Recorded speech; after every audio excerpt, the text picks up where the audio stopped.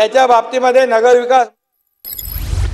एक महत्त्वाची अपडेट आहे, ठाकरे गटाच्या मिलिंद नार्वेकर यांचा विजय झालेला आहे। पहिल्या पसंतीची 22 मतं त्यांना मिळाली होती, फक्त एक मत कमी होतं आणि ते आता त्यांना मिळालं आणि 23 मतं घेत मिलिंद नार्वेकर हे विजयी झालेले आहेत। ठाकरे गटाच्या मिलिंद नार्वेकर यांचा विजय झालेला आहे।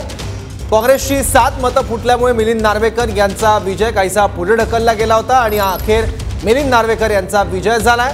एकूण 11 जागा होत्या, त्यापैकी 12 उमेदवार उभे होते आणि यात पराभव पत्करावा लागलाय तो म्हणजे जयंत पाटील यांना।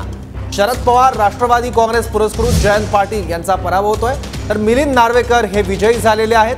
23 मतं घेत मिलिंद नार्वेकर विजयी झाले आहेत। ठाकरे गटाच्या मिलिंद नार्वेकर यांचे सर्वपक्षीय संबंध आहे, त्या दृष्टीने रणनीती आणि मोर्चा उघडला होता मिलिंद नार्वेकरांनी आणि सर्व पक्षातल्या काही प्रमुख नेत्यांसोबत त्यांची बंद दारात चर्चा सुद्धा सुरू होती आणि भेटीगाठींचं सत्र सुद्धा बघायला मिळालं।